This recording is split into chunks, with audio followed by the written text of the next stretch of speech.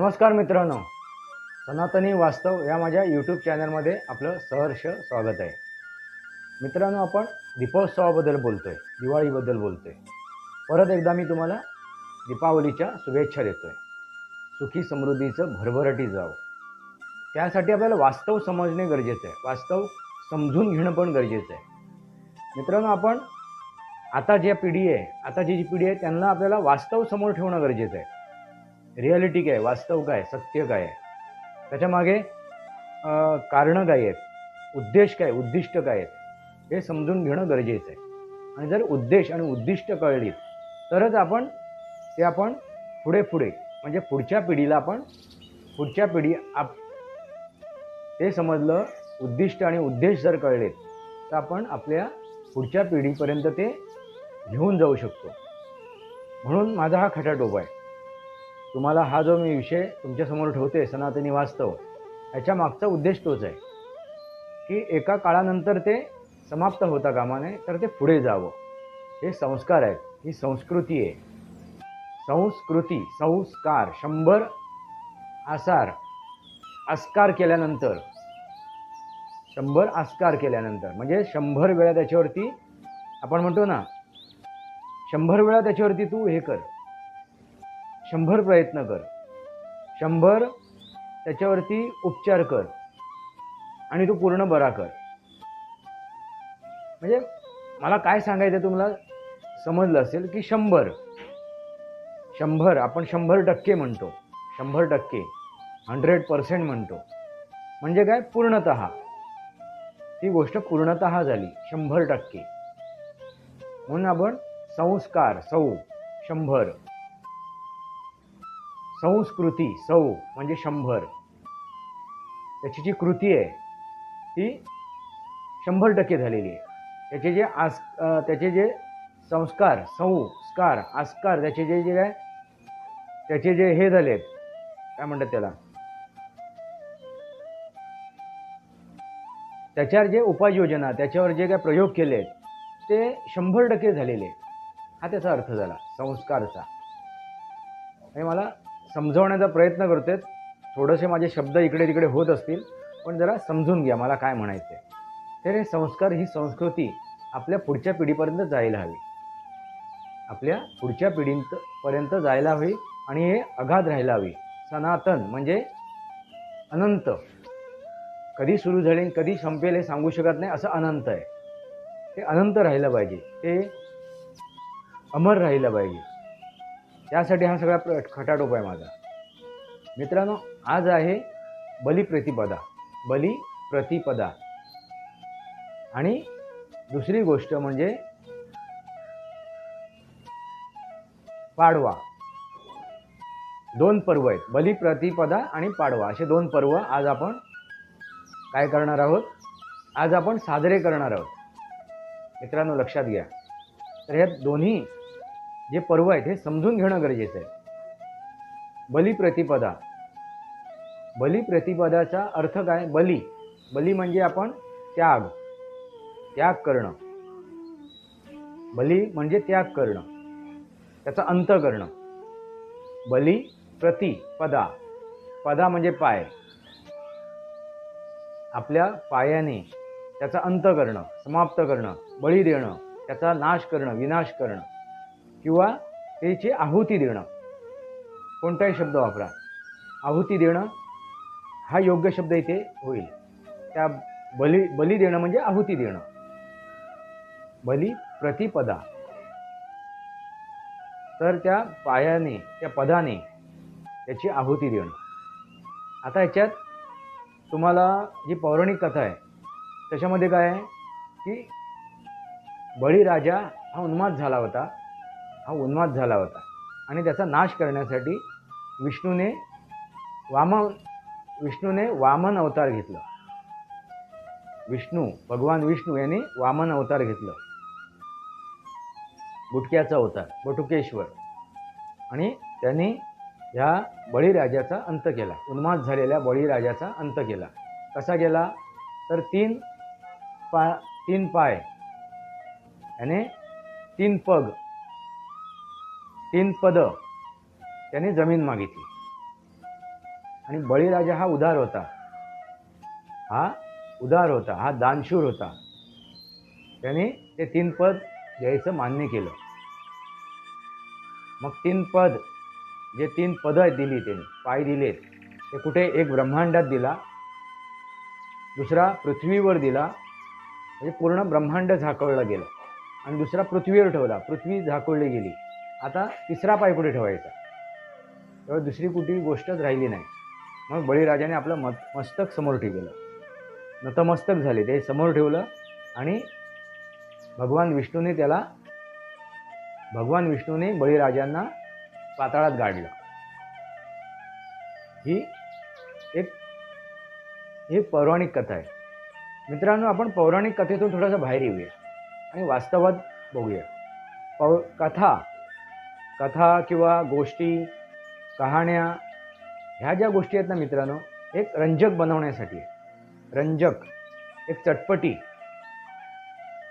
म्हणजे ऐकण्यासाठी. एखाद्या व्यक्ती कसं आहे, तुम्हाला एखादी गोष्ट मी सिरियसली सांगायला गेलो तर तुम्ही ती ऐकणार नाही. तर पण ती चटपटी, रंजक बनवून त्याच्यात मीठ मसाला टाकून जर मी ती गोष्ट बनवली, जर ती कहाणीची गोष्ट जर तुमच्यासमोर ठेवली, तर तुम्ही ती ऐकणार. आणि त्याच्यात विषय कमी असतो, पण त्याच्यात जो माल मसाला लावला जातो तो थोडासा अधिक लावला जातो. त्याच प्रकारे ह्या गोष्टी आहेत. आता बघा, मी सनातनी वास्तव हा जो चॅनल सुरू केला आहे, त्याच्यावरती माझ्या गोष्टीही टाकतोय. आता दिवाळीचे हे पर्व आहेत, हे सांगताना मी गोष्टी टाकत नाही आहे.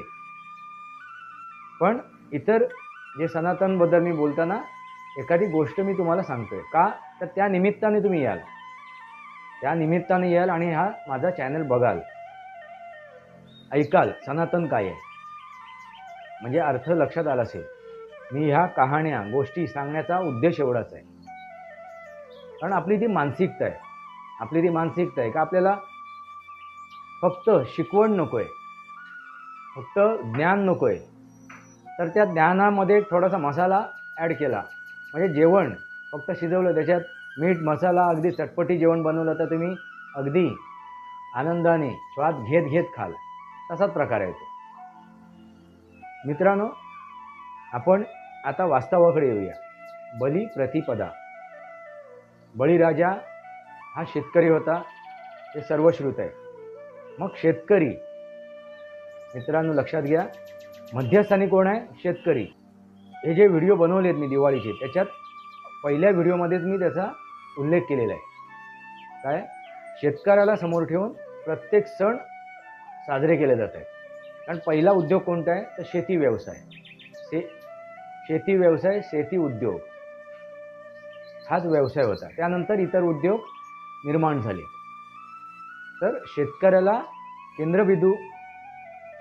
केंद्रबिंदू ठेवून हे सगळे सण साजरे केले जातात. आणि उद्योग, शेती, आणि हा करणारा कोण? तर शेतकरी. मित्रांनो, तसाच हा बळीराजा शेतकरी म्हणून त्याचा उल्लेख केलेला आहे.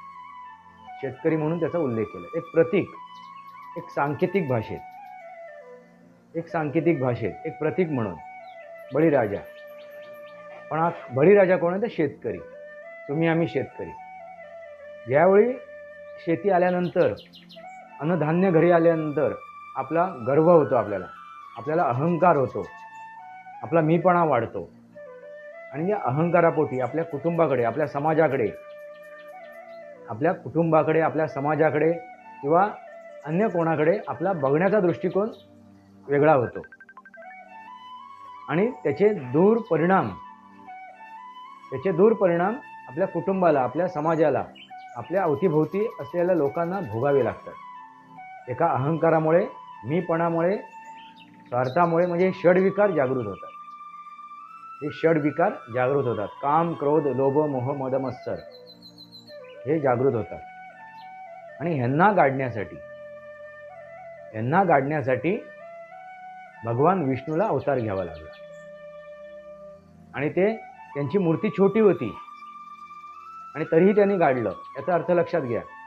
हे गाडण्यासाठी खूप मोठी विशाल त्यांची मूर्ती, त्यांच्या स्वरूपाची गरज नाही आहे.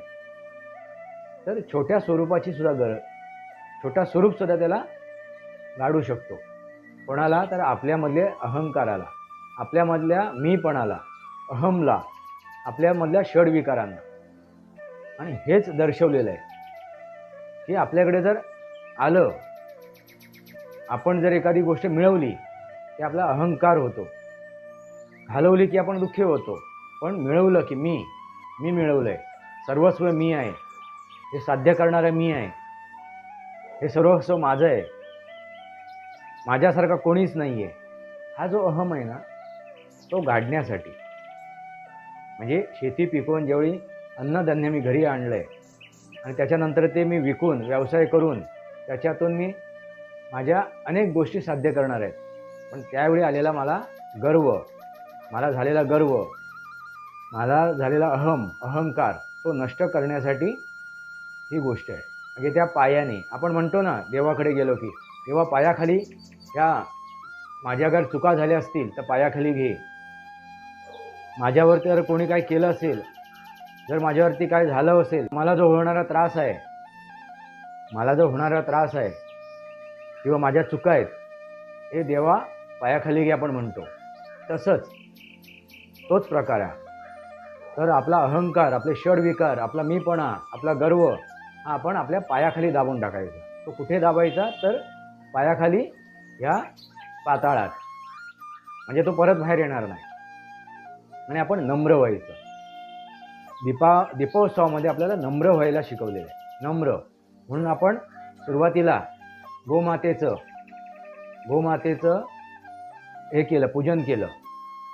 आपण गोवंशाचं पूजन केलं.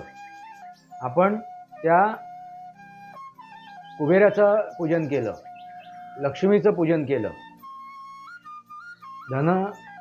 धन्वंतरीचं पूजन केलं.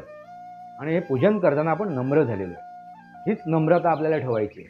आणि हीच नम्रता जर आपल्यात असेल तर आपलं आयुष्य सुखी, समृद्धीचं आणि भरभराटीचं होणार. हाच एकमेव उद्देश आहे आणि हे एकमेव सत्य आहे, हे एकमेव वास्तव आहे. बाकीच्या सांकेतिक, प्रतिकात्मक गोष्टी आहेत. ज्या गोष्टी रचल्या गेल्या आहेत ते समजवण्यासाठी आहे. पण त्याचा विपर्यास केला गेला आणि वास्तव बाजूला गेलं. त्यामुळे ह्या एक कलियुगामध्ये उन्माद जो घडतोय, या कलियुगामध्ये जो उन्माद घडतोय त्याला कारण आपण वास्तवापासून खूप दूर गेलोय. आपण वास्तवापासून, सत्यापासून खूप दूर गेलोय, रिॲलिटीपासून खूप दूर गेलोय. हे रिॲलिटी, वास्तव, सत्य आपल्या समोर येणं गरजेचं आहे. म्हणजे आपण कोणाचा अंत करतो? तर त्या बळीराजाचा. कोण बळीराजा? तर आपल्यामध्ये असलेला तो बळीराजा. कोण? अहंकार, षड्विकार, मीपणा, गर्व, ह्याचा आपण काय करतो? नाश करतो. आणि एका पायामध्ये 3 पाय 3 ठिकाणी दिले, अगदी ब्रह्मांड व्यापलं, दुसरं पृथ्वी व्यापली, आणि तिसरा पाय कुठे? त्या अहंकारावरती. लक्षात आलं का मित्रांनो? म्हणून तुकाराम महाराज काय म्हणाले? देव शोधाया निघालो, देव होऊनी बैसलो. म्हणजे तो देव, तो ईश्वर, परमेश्वर तुमच्यातच आहे. तुम्ही आणि तो वेगळा नाही आहे. जे ब्रह्मांडी तेच पिंडी. ब्रह्मांडी काय? पंचमहाभूत. तुमच्या पिंडात काय? तर पंचमहाभूत. म्हणून देव शोधाया निघालो, देव होऊनी बैसलो. मित्रांनो, बळीराजा हा दानशूर होता, हा प्रेमळ होता, दानवीर होता, आणि तो अजय होता, पराक्रमी होता. म्हणून बघा, आपल्या महाराष्ट्रामध्ये बहिणी आपल्या भावाला म्हणतात, म्हणजे त्याला प्रार्थना करतात देवासमोर आणि इच्छा प्रकट करतात, शुभेच्छा देतात. इडापिडा जावो आणि बळीचा राज येवो. इडापिडा जावो आणि बळीचा राज येवो. याचा अर्थ लक्षात घ्या. सुख समृद्धी यावो. कारण त्यांनी पूर्ण जगामध्ये त्यांनी जे राज्य स्थापन केलं त्याच्यात सुखी समृद्धी होती माणसं. ही गोष्ट त्याच्यात आहे. याचा अर्थ लक्षात घ्या. ही गोष्ट लक्षात घ्या की इडापिडा जावो आणि बळीचा राज येवो. पण इडापिडा कधी जाईल? ज्यावेळी तुमच्यातला अहम, तुमच्यातला मीपणा, तुमच्यातला गर्व, तुमच्यातला षड्विकार संपुष्टात येईल तेव्हाच. मित्रांनो, लक्षात आलं असेल.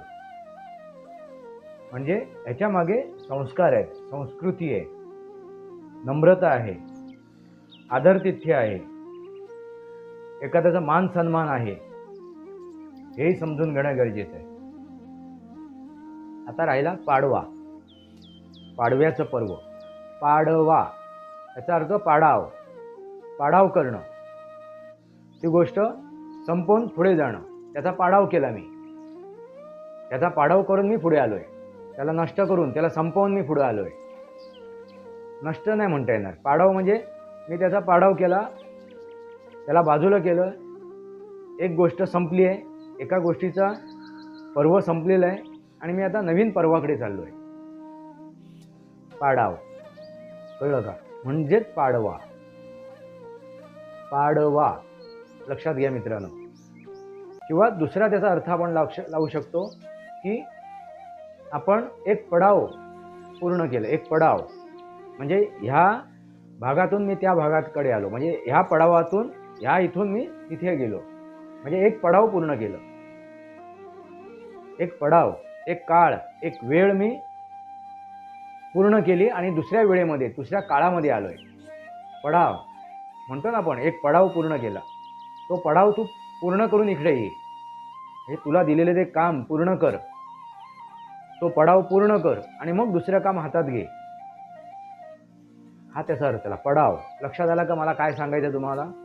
त्याचे दोन अर्थ आहेत. एकतर पाडाव करणं, संपुष्टात आणणे, ती गोष्ट करून नवीन गोष्टीकडे जाणं, आणि एक पडाव पूर्ण करणं.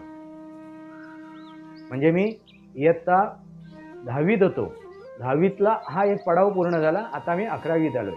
11वीतला पडाव पूर्ण झाला, मी 12वीत आलोय. लक्षात आला का मित्रांनो? हे दोन अर्थ आहेत. म्हणजे पाडवा, आपण दोन वेळेला पाडवा करतोय, साजरा करतो. एक आहे आपला गुढीपाडवा आणि हा आहे दीपावलीचा पाडवा.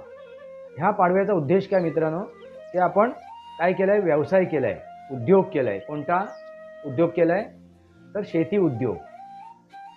शेती उद्योग केलाय आणि तो उद्योग करून मी व्यवसाय करतोय. आता मी व्यवसायाकडे वळणार आहे, तो विकणार आहे, त्यातून मी रुपये अडके आणणार आहे, त्याच्यातून माझ्या गरजा मी भागवणार आहे, तो व्यवसाय करून. पण मी तो उद्योग पूर्ण केला. एक शेती उद्योग मी पूर्ण केला, धनधान्य घरी आणले, आता मी तो व्यवसाय करणार आहे. मग ह्या पूर्वीचा जो मी, म्हणजे गेल्या वर्षी जो मी उद्योग केला होता, शेतीच उद्योग, शेती उद्योग मी गेल्या वर्षी सुद्धा केला होता. त्याचा व्यापार करून मी माझ्या ज्या गरजा आहेत त्या पूर्ण पण केल्या होत्या. पण त्याचा जो मी हिशोब ज्या ठेवला होता, जो मी ठेवला होता हिशोब, म्हणजे मी कोणाला किती विकलंय, कोणाला दिलंय, कोणाकडून येणं आहे, किती नफा झाला, किती तोटा झाला, याचा जो हिशोब, हिशोबाची जी वही असते, त्याच्यात आपण सगळं हिशोब लिहून ठेवत असतो, वर्षभराचा हिशोब. तो हिशोब बंद करणं म्हणजे पूर्वीच्या व्यवसायाचा, उद्योगाचा हिशोब बंद करणं, म्हणजे ते पुस्तक बंद करून, ती वही बंद करून आपण नवीन वह्यांचा, ज्याच्यात आपण नव्याने आता नवीन वर्षाची सुरुवात करणार आहोत आणि जे काय उद्योग करणार आहोत, जे काय व्यवसाय करणार आहोत, ज्या काय गोष्टी करणार ते त्याच्यात नोंद करणार आहे. म्हणजे मी एका गोष्टीचा पाडाव केला किंवा एका पडावातून मी दुसऱ्या पडावात चाललो. मित्रांनो लक्षात आलं का? म्हणून ह्या दिवशी व्यापारी, उद्योजक काय करतात? आपल्याकडे आपले जे त्यांचे हिशोब ठेवायचे ज्या वह्या आहेत, त्याच्यात ते बही खातं म्हणतात त्याला आपण. वर्षाचं एक, त्याच्यामध्ये आपण जे काय व्यवहार केले आहेत त्या व्यवहाराचं नोंद केलेली आहे. ते जुनं, कळलं का? तो जुना जी वही आहे, जुन्या वहीचे आपण बाजूला ठेवून तो हिशोब संपवून, त्याचा नफा तोटा सगळं समजावून ती बाजूला करून नवीन वह्यांचं आपण काय करतोय? पूजन करतोय.